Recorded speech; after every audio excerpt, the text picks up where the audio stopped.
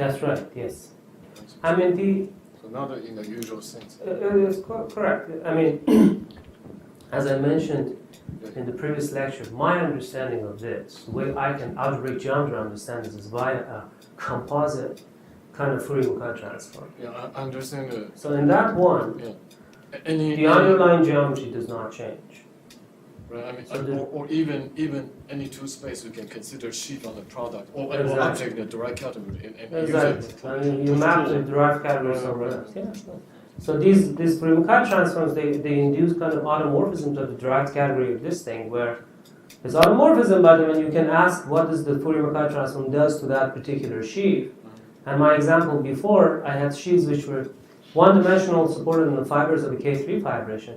And if you apply certain Fourier transforms twice on them, you will eventually get sheaves supported on surfaces. Yeah. And there are papers written by Yao, I think, and company, who are discussing this Fourier transform. There are many papers. Which one? Yeah. Just look at double T-duality or something. Yes. Okay, so I would like to know where I ended. As far as I remember, last time I did not put any proofs even. Like I just had enough time to tell you the problem, some of the claims we are trying to prove.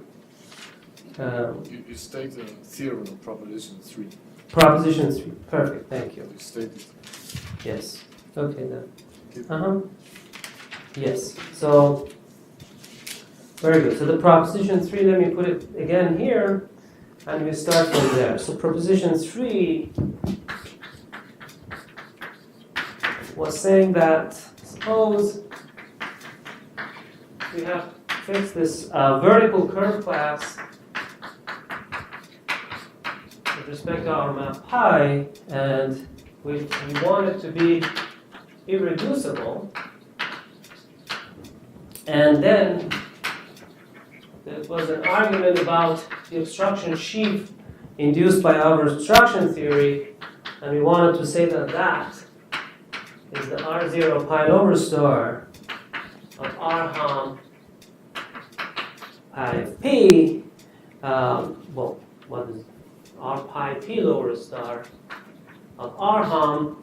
Of course, this is over x times our moduli is this p, this R ham, universal complex, and then universal sheaf that we had, answered with relative dualizing sheaf, and then this was dualized. And for us, the maps were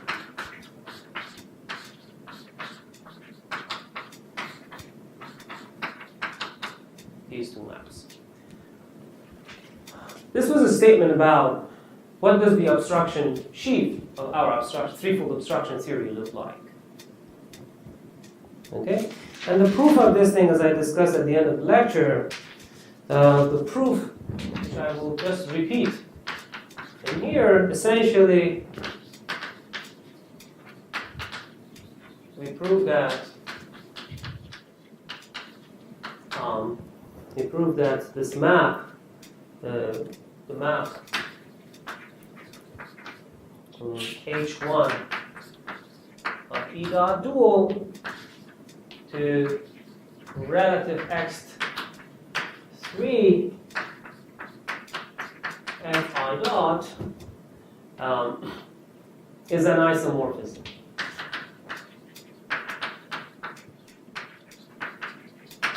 And then we use the fact that,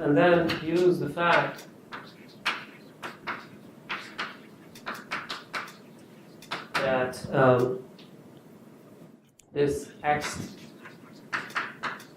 pi of p f dot I dot is isomorphic to ham pi p I dot f omega pi p by fiberwise servality.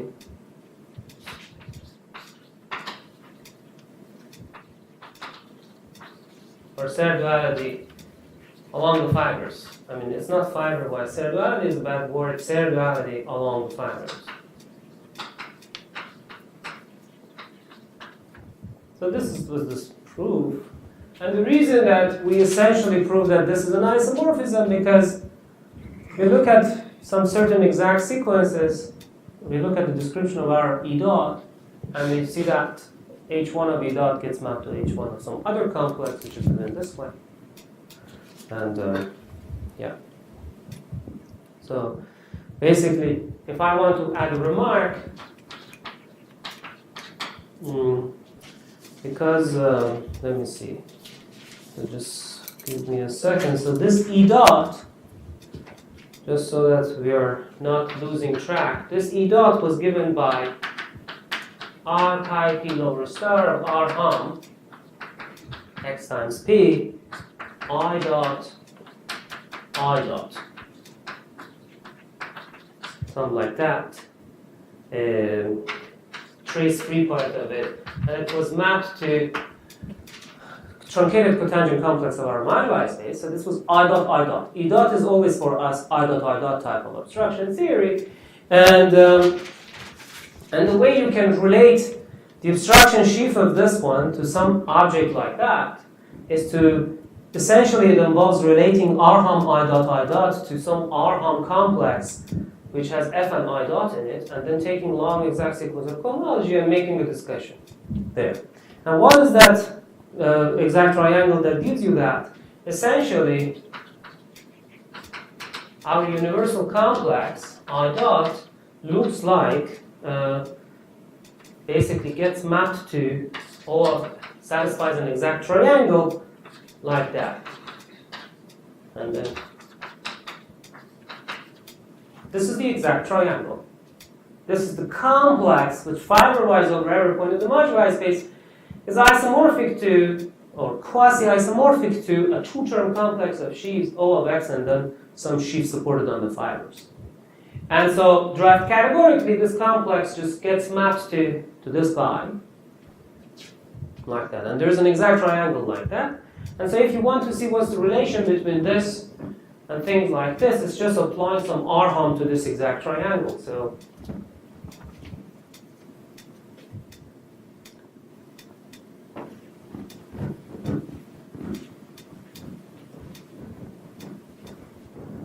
basically, so we get applying R hum blank, or blank maybe times omega p. So we can draft categorically tensor with, this is the left drive functor, tensoring with omega pi p, and then draft categorically we can apply this functor to that triangle, and we will get something like, to get, applying this to, let's call this triangle, we get R hum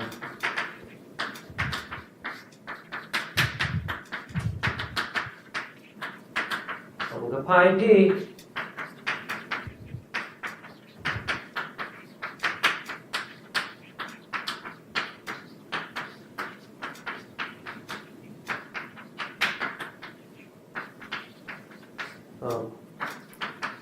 something like that. And so essentially,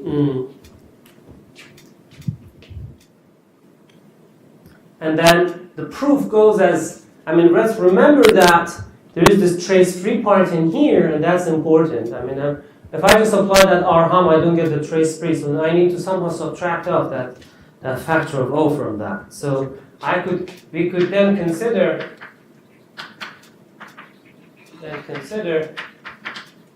taking the long exact homology sequence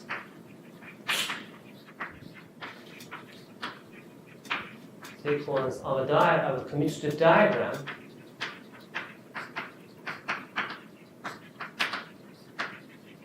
in the derived category,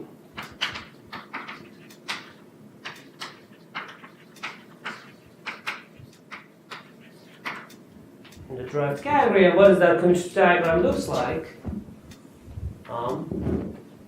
Because the statement is about cohomology sheaves of some obstruction theory which have trace-free part.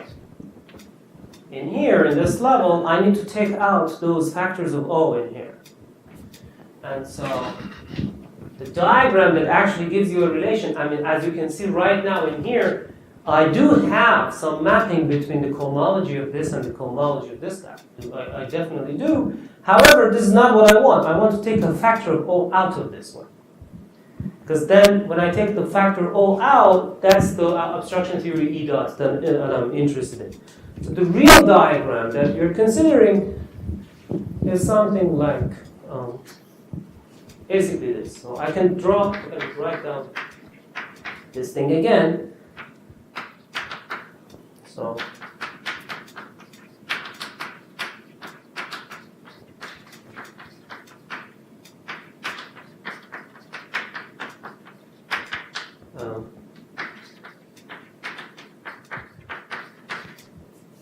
okay, and then our home as a IP1, and what happens is that there is a factor of R pi over star of omega in here, shifted by 1.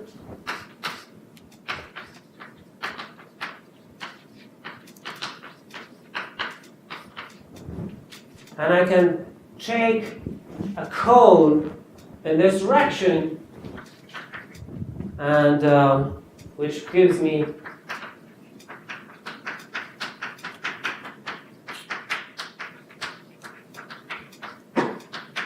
the trace-free guy. And if I work out from some other exact triangles, I can figure out what sits in here. That would be just R pi of P. Omega pi P. By 2, basically, this thing still gets mapped to here. Or home.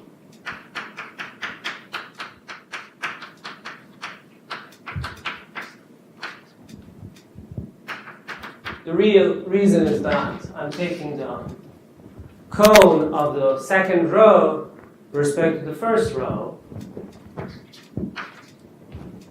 I get a diagram like that. And so I'm not going to discuss, it's not important. First of all, it is not even hard to see every term, well, why does it come the way it comes here. Also, it's not hard to see why, after taking the cone of the second row with respect to the first row, I get a row like that which commutes with the whole diagram. I mean, commutativity of this diagram needs argument, but let's assume that we have done it already. And so now this is the thing, and this is the guy that in its dual level, this gives you the E dot that we want.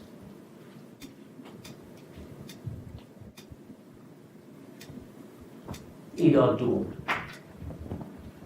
So now I can take the long exact cohomology sequence and then discuss what happens to H1 of E dot, and I just realized that it gets mapped to isomorphically H1 of E dot dual is isomorphic to the thing that comes from there, and that's just hom I dot F. Argument something like that.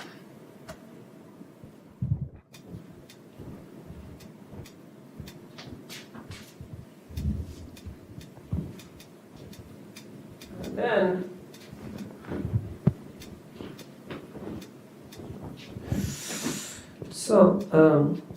now lemma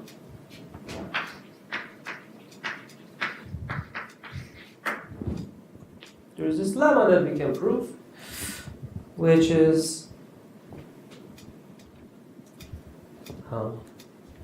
suppose that beta is irreducible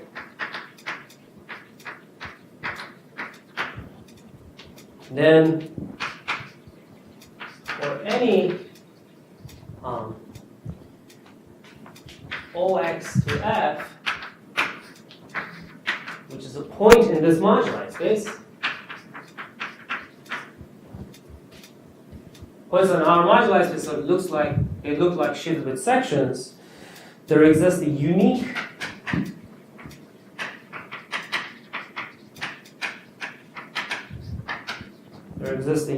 point. Let's call that point P in the base curve C, such that F is scheme theoretically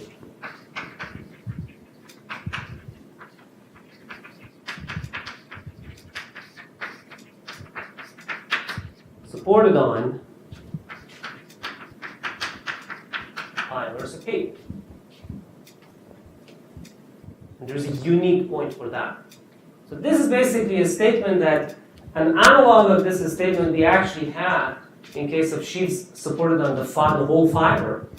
We want to say that our sheaves are supported on single fibers. And this is basically just telling you that if the curve class is irreducible, you cannot have parts of the sheaf to be supported somewhere and part of it supported somewhere else. It should be some concentrated on one fiber. For a unique point.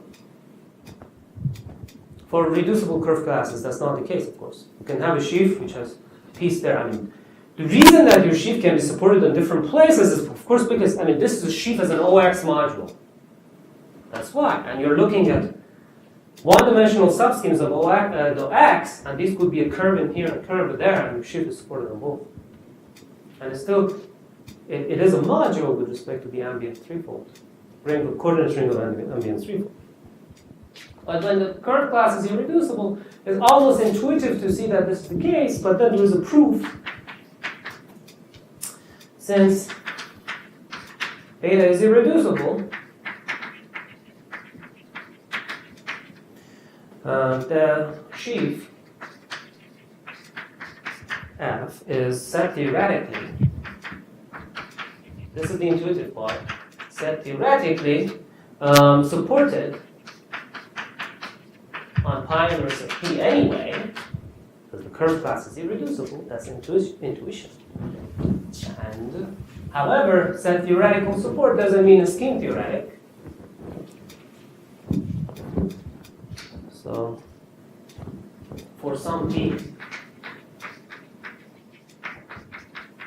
in C, and now let M of P, O of CP, be the maximal ideal of that point.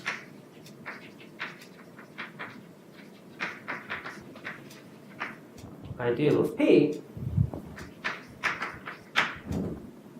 It's a point, so it has a maximal ideal, and take some element S inside this maximal ideal, then the sheaf, homomorphism. Let's call this thing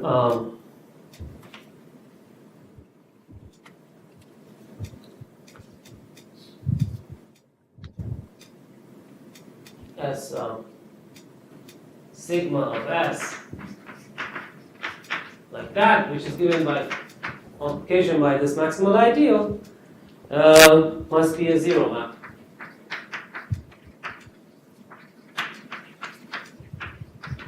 Must be a zero map as beta is irreducible.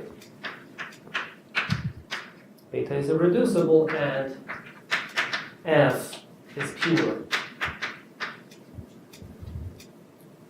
Hence,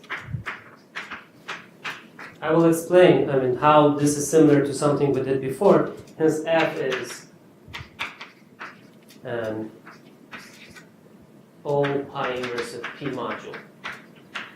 Yeah, I think I don't need to actually. This is a good finish to this thing. We want to say that F is an O pi inverse of P module. And so, in a two-dimensional case, when I wanted to say that our rank 1 sheaves over their own support are supported as scheme theoretically on the fibers, we looked at a situation where we had this fiber S, something like that, and we tensor this thing by our sheaf F. And we had F, and then F restricted to the surface, and we have something like in here. And you see, this map also is similar to this map that I'm describing in here. This was the map from here to here. And then we made a discussion that both of these two things, at least, I mean, for the sheaves that I was looking at, they had the same Hilbert polynomial, and they were both stable. So either this map could be zero map, or it could be the isomorphic map. It couldn't be isomorphic map because then that would mean that F is not supported on S, so it could be the zero map then. And if this was the zero, then the map from F to its restriction to that fiber was an isomorphism which told you that F is supported on the fiber. This is the one-dimensional analog of that, and the reason we are doing it is because, I mean, I couldn't use this, and I'm instead pulling back. I'm basically proving it this way. But very similar, so analog of this picture that we had before. It's just a lemma. Okay. So now for irreducible curve classes, we have them supported on single fibers. This is very important for our proof. So now definition.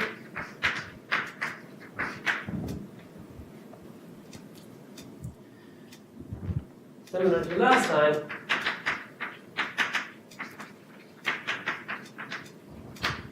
we call a connected component PC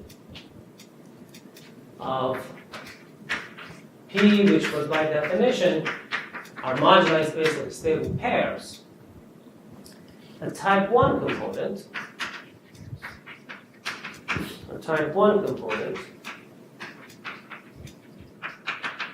if the rho of PC is equal to all of C. And what's the rho? There is a well-defined map now from here, the base curve C. It takes the sheaf together with the section where the sheaf is supported on the fiber down onto the point on the curve where the fiber sits.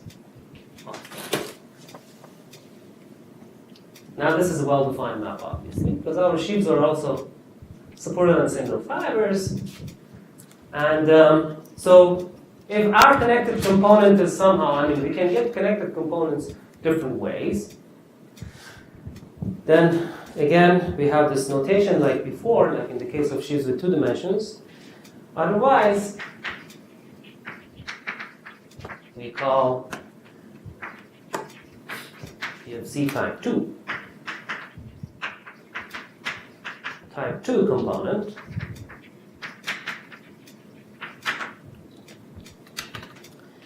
So below, we denote P1 and P as the union of type 1 connected components.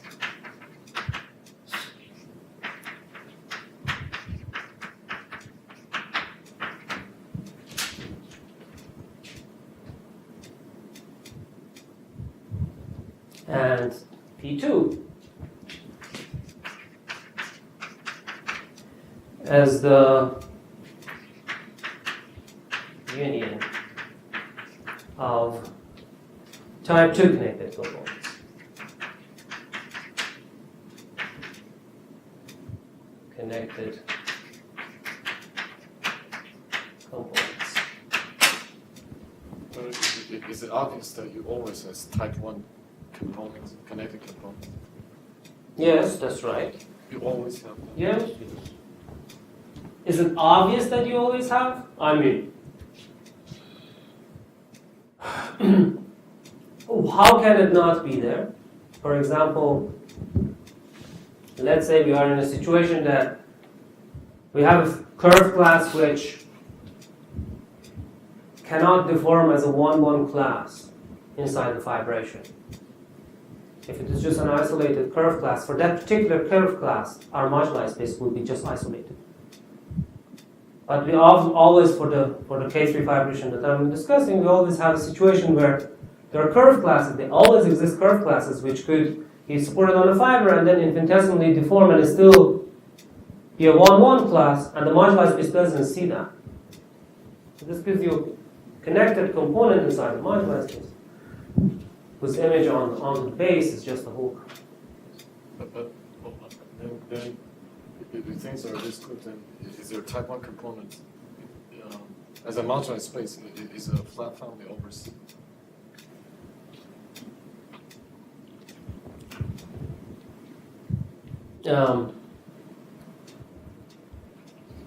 Usually we don't expect this. Yeah, so so somehow the existence of type 1 components is somewhat obvious to you, but yeah. So you say it may not be a flat. that's right. So Okay. let me think.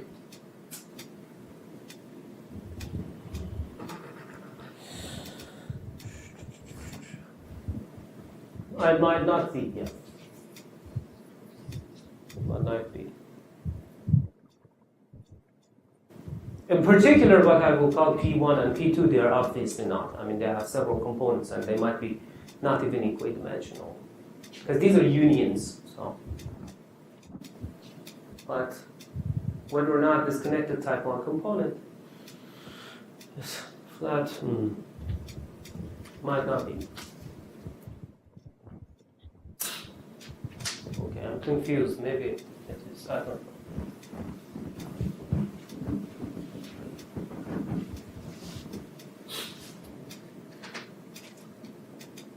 Okay. So this is the definition. So now we set the following notation.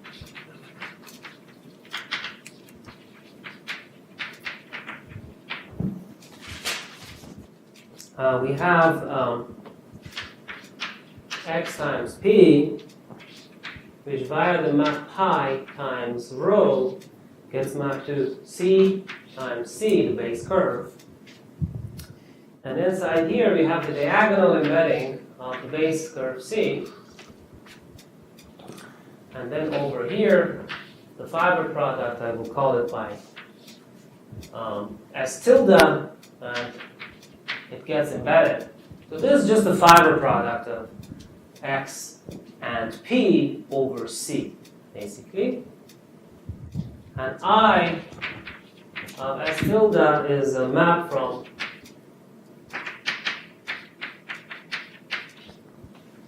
here to here.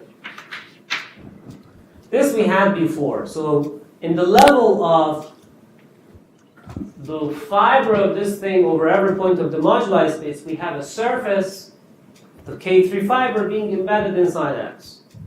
I'm just defining this as a family. So there is this universal divisor, S tilde, which is the fiber product of these two things, and gets mapped inside X times P. The universal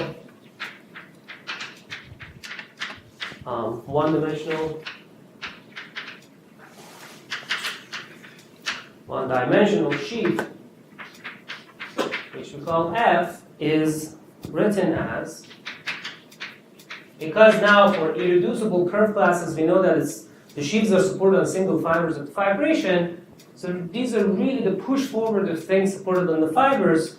So this is written as I S tilde push forward of some universal sheaf G on S tilde. So we denote by I dot of S tilde, we denote it as O of S tilde and a map to this universal sheaf G, like that. stable pair, which is kind of pushed forward from the fiber.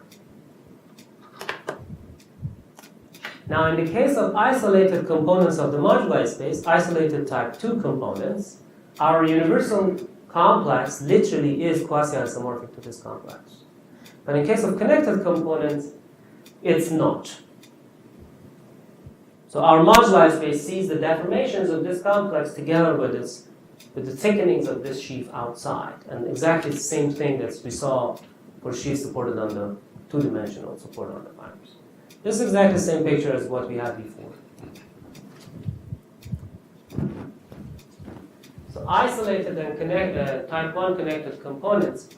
In my picture, basically, roughly speaking, just tell you about whether your sheaf, with the curve class of the sheaf is given somehow that the curve doesn't deform outside of the fiber, so your sheaf is just an OS module, and together with the section on the fiber, or that it can get thickenings outside, in which case, said theoretically, your sheaf is supported. Scheme theoretically is given by something like this, but then deformation theory basically tells you that the deformation of your sheaf is given by deformation of some OS module together with some extra stuff coming from basically the curve wanting to get out of the fiber. Infinitesimal, basically, deformation of the fiber inside the fibration. Yeah.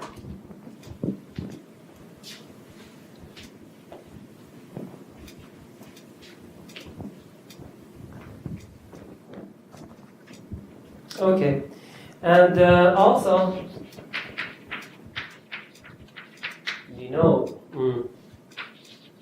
as tilde. So we have this map that I just defined. So we could project this down onto X. And of course, I can compose this projection with the inclusion, and I would like to call that pi prime of X. And we could also project this down onto the moduli space. We call this thing pi of P, and I could call this induced map pi prime.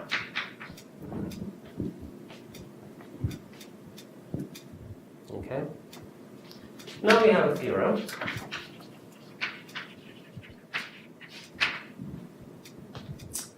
So there exists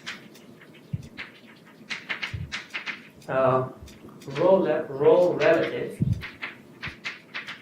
obstruction relative perfect obstruction theory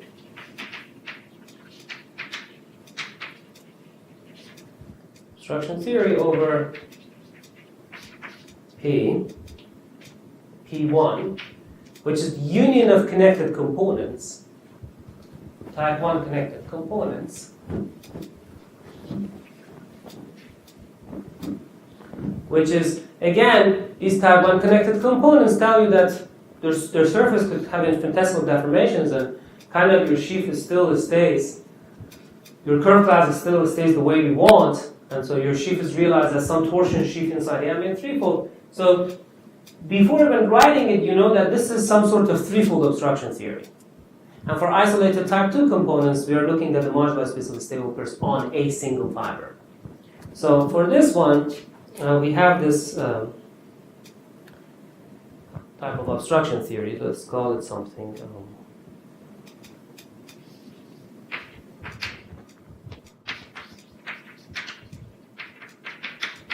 Artan pi prime of P.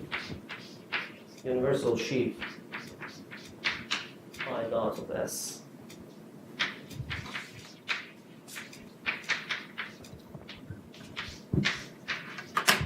It's obstruction theory, which is given by restriction of this guy, shifted by 2 to L dot of P1. Okay, so the reason that we are seeing G in here, I mean, if I discussed about absolute obstruction theory of P1, that's the threefold obstruction theory, but I think I made the wrong mistake.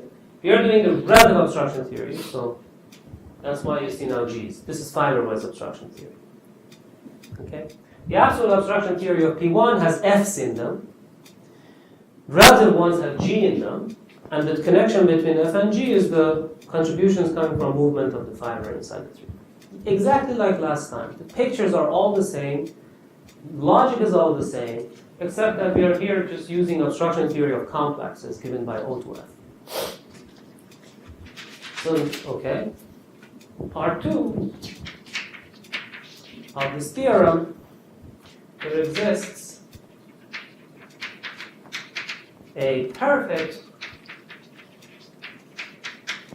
obstruction theory over isolated component.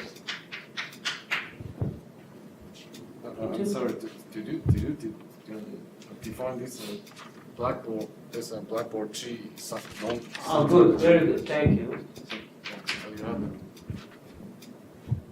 So when did you define this script blackboard T? Did I define it? Right, It's scripting like this? No, I mean the other one, the other G. The other G. Right. Was it like that? What? Did it have a tilde on it? When did you define it? When did you define this?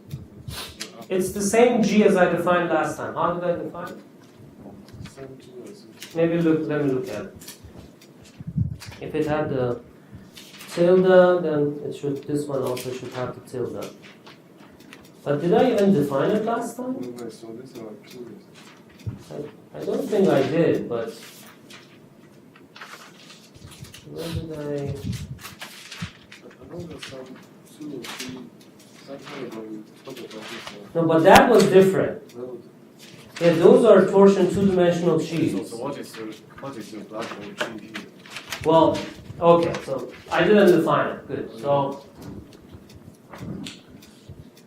it's just an analog of that, but it's not the same thing, right? I mean, those lecture series they were discussing something else. So in there, before we had a sheaf with two-dimensional support. Okay, here is the surface fibration. This is a fiber. Before we had sheaves supported on the whole fiber. So we had OS modules in here, which I called G, and our torsion sheaves inside the ambient threefold, they were given by push forward of G's. This was the picture.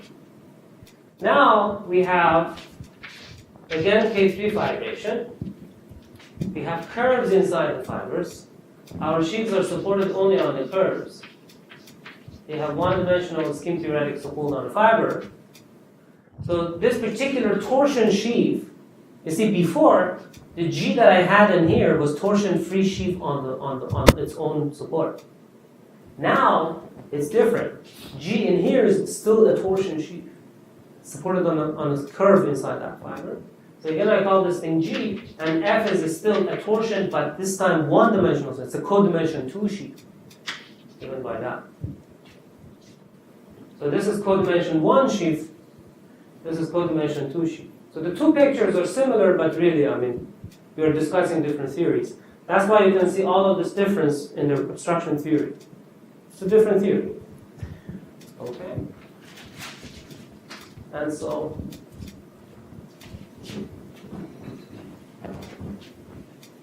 you have this, and then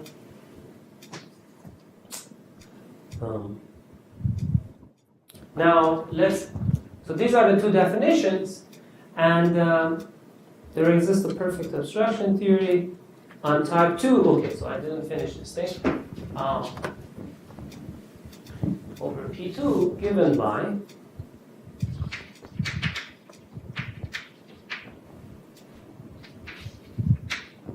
I can call this thing G dot of 1. I call this thing G dot of 2, which is R pi prime lower. Let me see.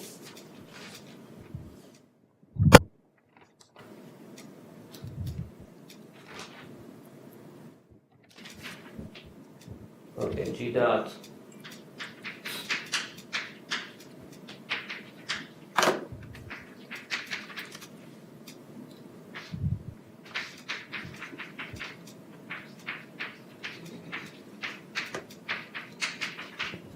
So this is that. So let me just make sure about something. I am doubtful about one notation.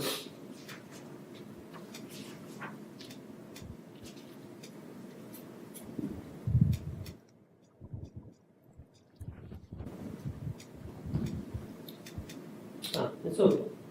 Yes. Yes. So I call them G dot 1 and G dot 2. This is the relative obstruction theory. This is the isolated component. So it's just obstruction theory over that particular moduli space of pairs on the surface.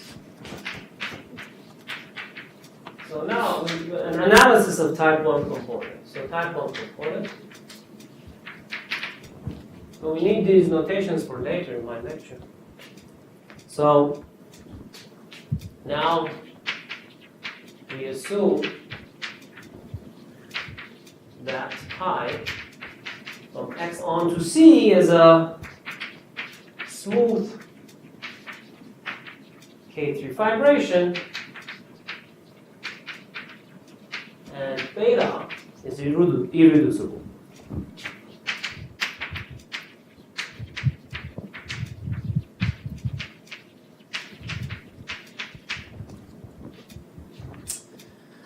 So now we have a proposition. This will be proposition 7. So type 1 component,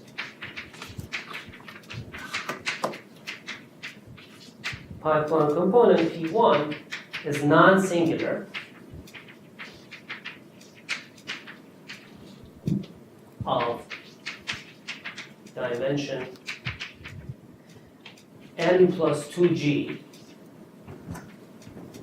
where, okay, n is always for us the Euler characteristic of our sheaves, one-dimensional sheaves, and g, where g is the arithmetic genus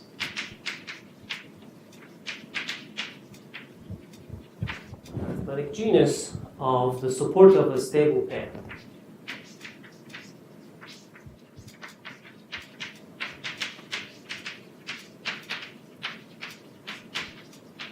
Stable pair in P of 1.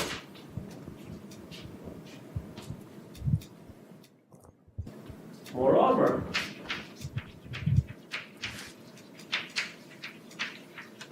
we have the isomorphism. We have the isomorphism of tangent bundles. So this is a smooth. That's the statement of this proposition. And we have the isomorphism of tangent bundles of this guy. This is smooth guy. So tangent bundle of this type 1 component, the union of all type 1 components is a smooth. And its tangent bundle is given by hum pi over p I dot f restricted to P1. We have a lemma in which we prove that the obstruction sheaf of our threefold obstruction theory is isomorphic to this. Turns out that type 1 components are smooth. And when we get that obstruction theory, obstruction sheaf, and we restrict those type 1 component, it becomes a bundle. And it, in fact, becomes the tangent bundle of that component. So the sheaf over that component is a bundle. And the tangent bundle to fiberwise moduli space, P1 over C, is given by hum I prime of P I dot SG restricted to that.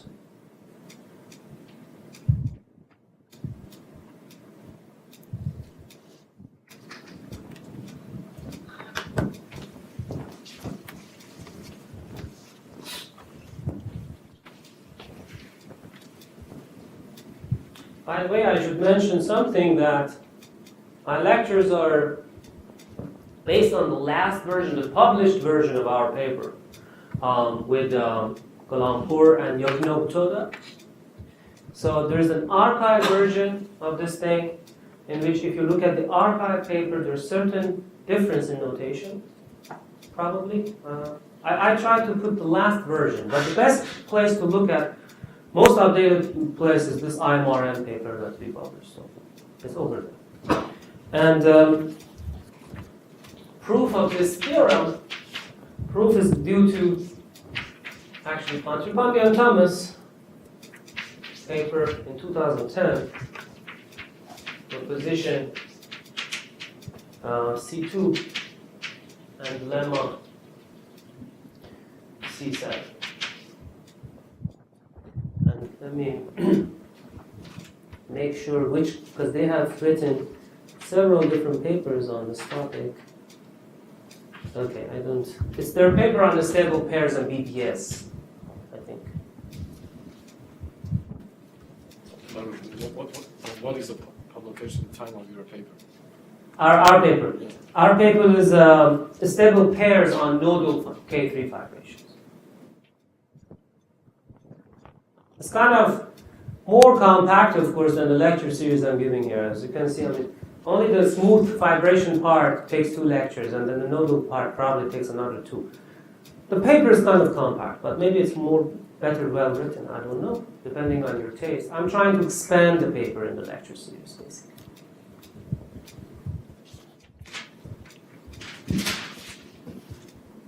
Now let K be the line bundle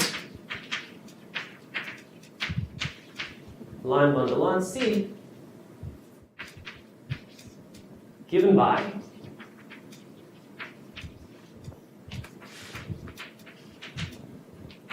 push forward of the relative dualizing sheaf of X over C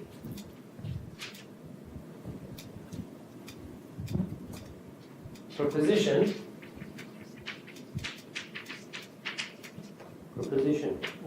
8, we have the exact sequence of vector bundles on P1, which is given this way.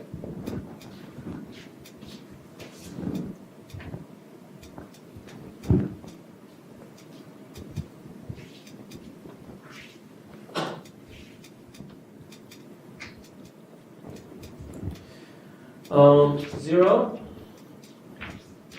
rho star of K dual. Rho again is the map from P to C. The moduli is to C.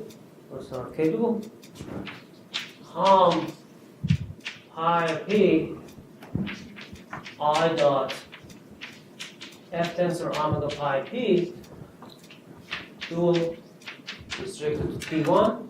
Pi P again is the map from here to here, and P1 is sitting inside P, and then pi prime of P, I dot of S, G tensor omega pi prime of P, restricted to P1, tensor with rho star of TC, and goes to 0. And pi prime of P is this map.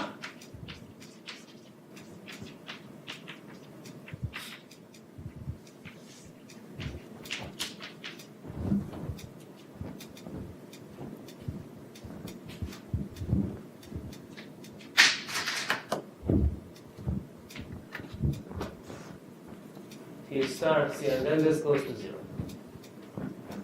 It has some exact sequence like that, and the proof.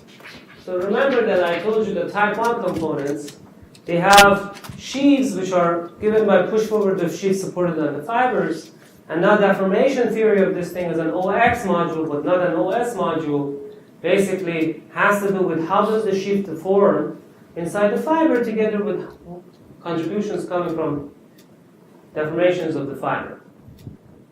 In some ways it's a superposition of two to deformations. And this is basically that.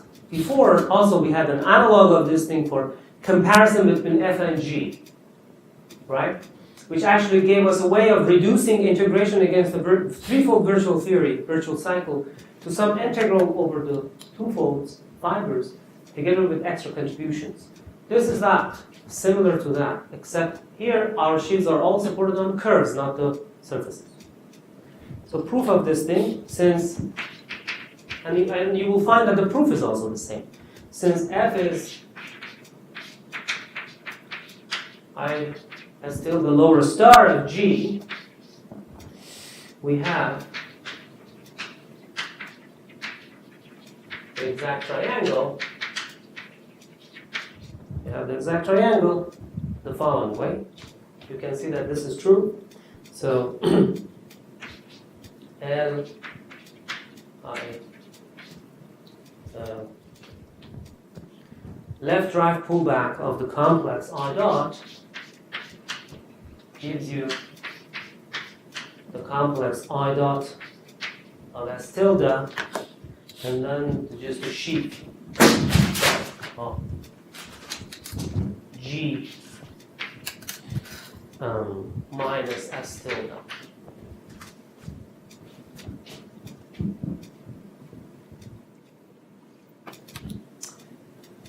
Do you know why this is true? Because I dot fiberwise looks like OX to F. This is fiberwise what I dot looks like. And then the question is, what happens if I left drive pullback it to the surfaces? Fiberwise. Always think about fiberwise so that you can see what's going on in this problem. I'm doing the fiberwise analysis in here. F itself, instead of F, I can write it as push forward of some G, and this is the embedding of surface inside the fibration. Now I'm pulling back all of this thing. This is a bundle. If I tensor this thing with O of S, if I pull it back, I will just get O of S in here. But then over here, I will get something else. I will get this is the torsion sheaf. So tensoring this sheaf with OS is not a left exact thing. So this is just the pullback of the push forward of G. Like that. And so what is this thing? You can basically see that you will get something like something like this sits in between G and G minus S shifted by 1 or something. And over here you have the O of S. Over here you have pullback of O of X that naturally gets mapped to here. And pullback of O of X is just O of S. So over here you have 0. You see that? So this is the first row of this complex. This is the second row of this complex. This is the third row. You can see now what's going on. Right? Pullback of some complex from threefold gives you a two-term complex on the twofold together with some remaining piece. And this part of it is 0 because pullback of O is a locally free sheaf, and tensoring O with O of S is equal to O of S. There's nothing left in here. But there is this sheaf that is remaining. And the exact triangle in the derived category sees this thing. And the reason, I wonder,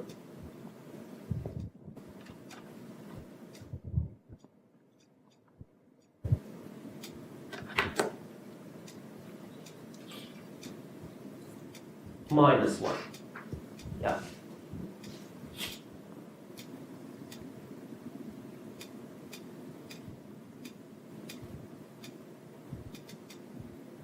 Plus 1, no, it was okay. Yeah, plus 1 is okay. Sorry about that. Okay, so this is basically what it is.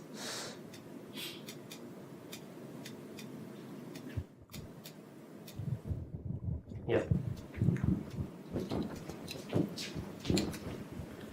So analyzing this correspondence between the two objects in the draft category, now that we have this important kind of triangle, then we can just relate the deformations of these complexes.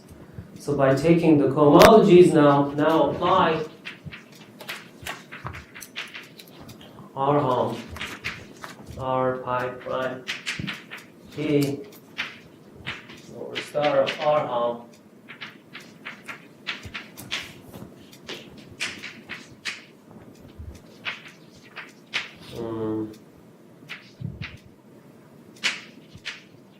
exactly like before to this exact triangle, and take the long exact sequence of cohomology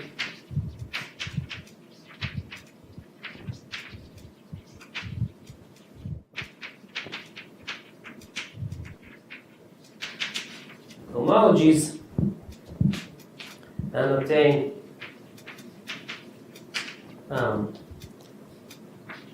zero pi prime P I dot less G tensor with pullback of omega pi restricted to P1, which also goes to I dot F tensor with omega pi restricted to P1, and then goes to pi prime 1, pi prime P, G of minus S tilde G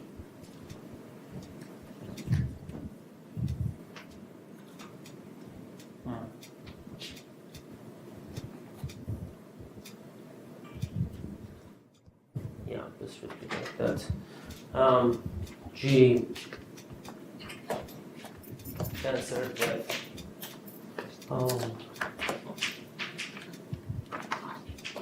omega pi P, like that. You will get an exact triangle like this after taking the sheaf homologies.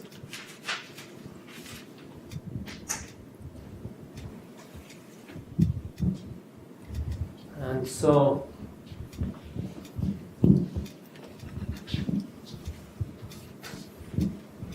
now you can see from what I just discussed, now by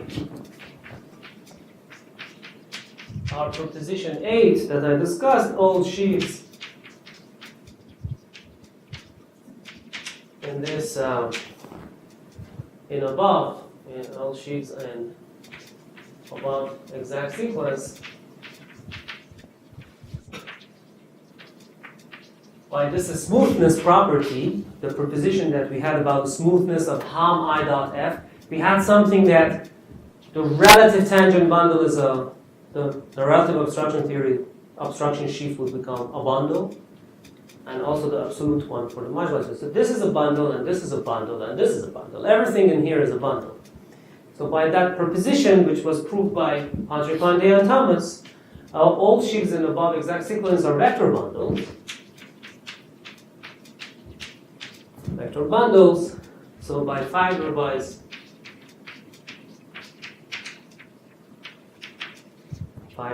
stability of G, the bundle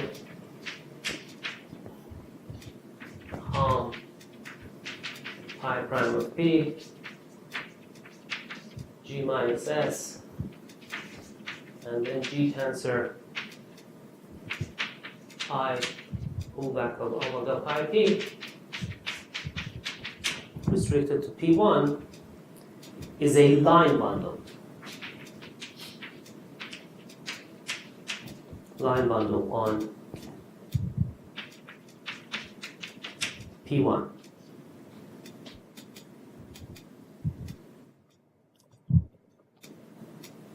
So we obtain the following short exact sequence, so we obtain 0 goes to x2 pi prime of g tilde restricted to p of 1 goes to hom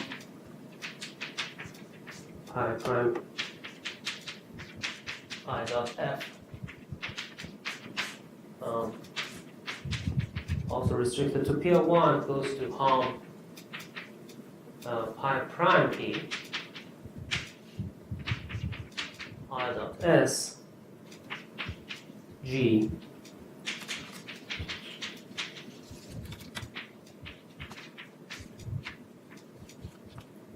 restricted to p of 1, and then last one is 0. And there are these duals.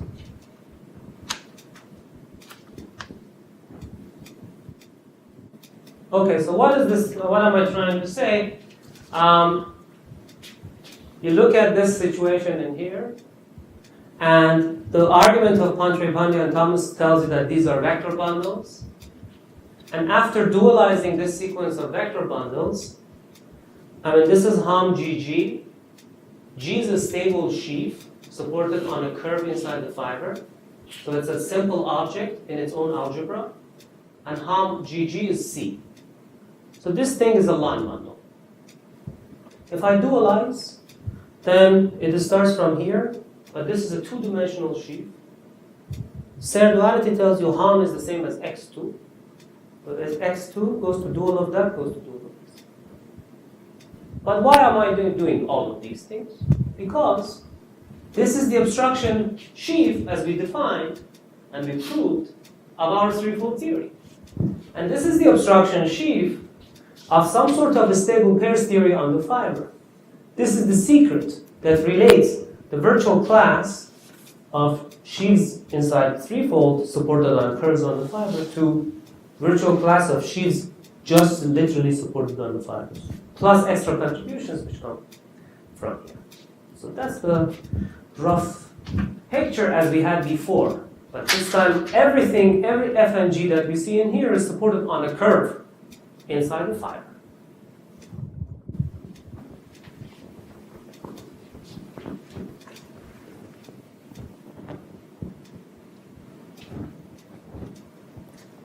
Okay, and yeah, this is just Serre duality, as I mentioned before. So now from here we can add a proposition. Proposition 9. The restriction of virtual class of obstruction theory E dot in theorem 2, which I defined before, to the type 1 connected component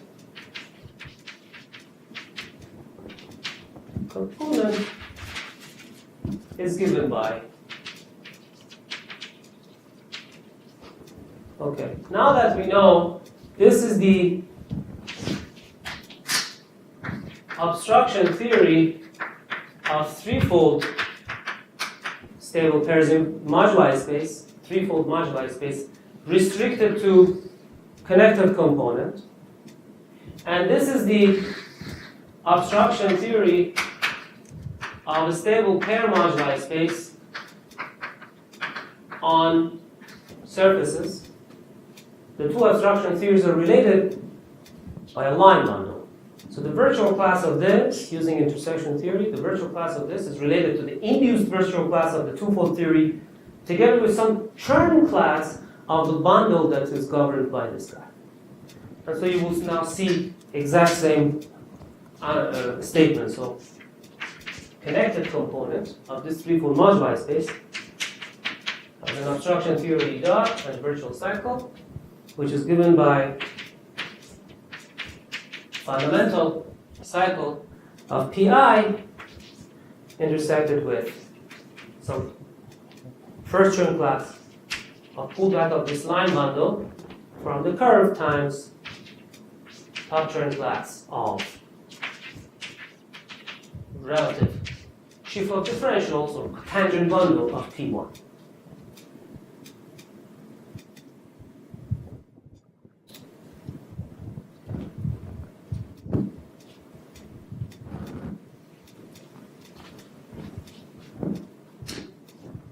This is the same statement as we had before.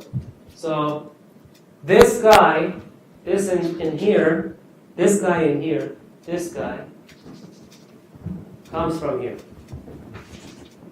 And the fact that the fiberwise moduli space, P1 over C, is a smooth guy. So it has also a cotangent bundle. So its cotangent bundle is this guy. This is the tangent bundle, and its dual is the cotangent bundle. So this is that guy comes from here. And this guy induces this guy in here.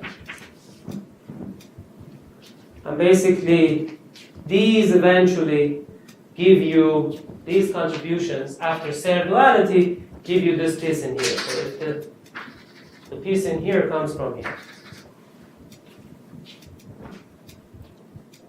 And the fiberwise and the connected component is just the smooth guy. And this is how this virtual class is related to the actual fundamental class of this smooth component. It all comes from this nice exact sequence of sheaves.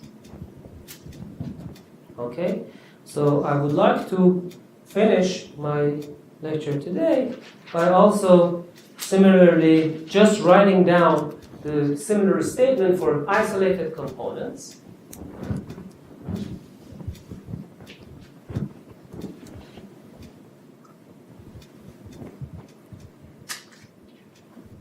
For type 2 components.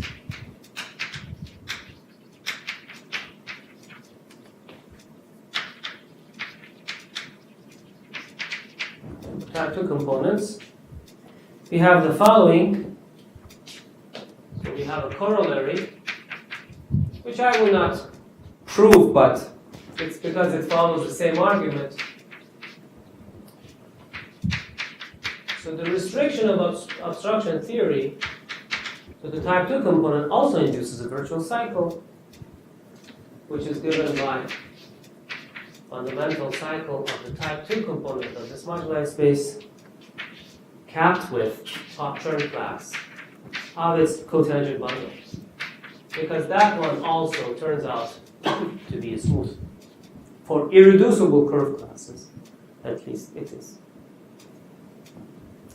Now I can discuss about invariants. So theorem 10,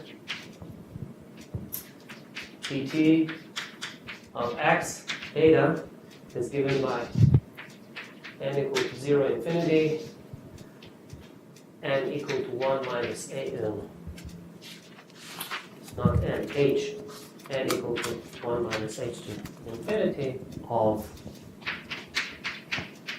minus 1 Pn K3 and h times Noether-Lefschetz numbers h beta q to the n.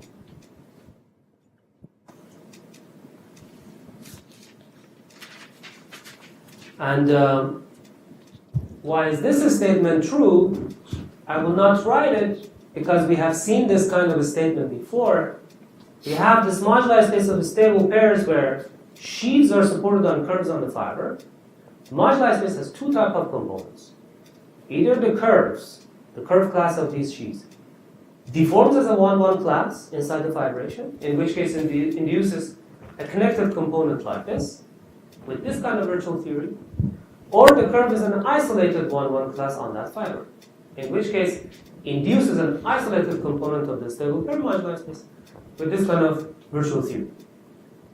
We integrate for both of these components, of course. We would like to calculate all of the invariants.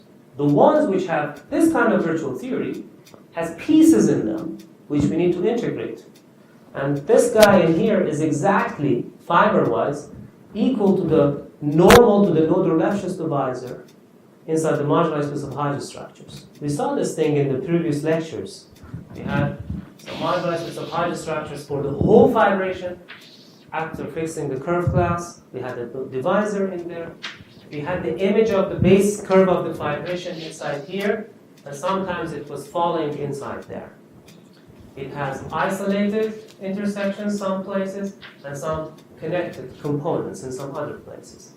The connected components, to calculate their invariance, we did excess intersection theory over there.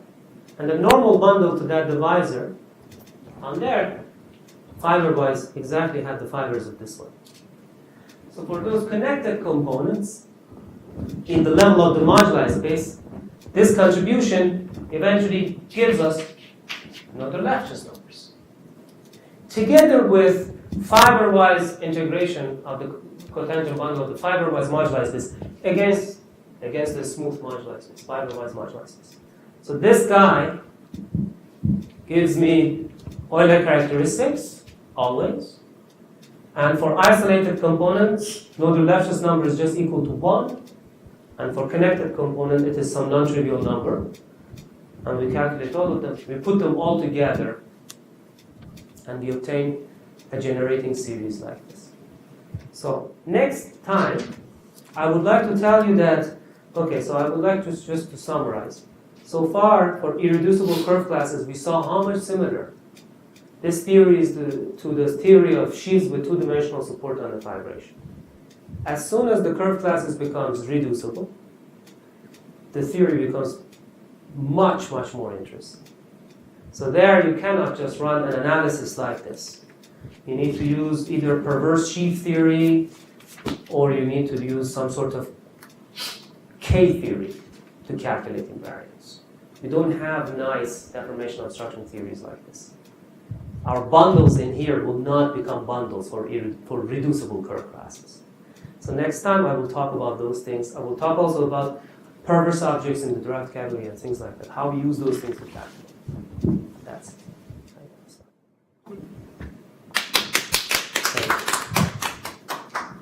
So what time is Gautier coming? He sent me a message, yes, he's Thursday. Thursday. And I will send an email to all of us now. So how do we schedule a talk with him? Let me see what's So let me just finish this thing. let me see what's the first thing. Let me see my agenda. Sure.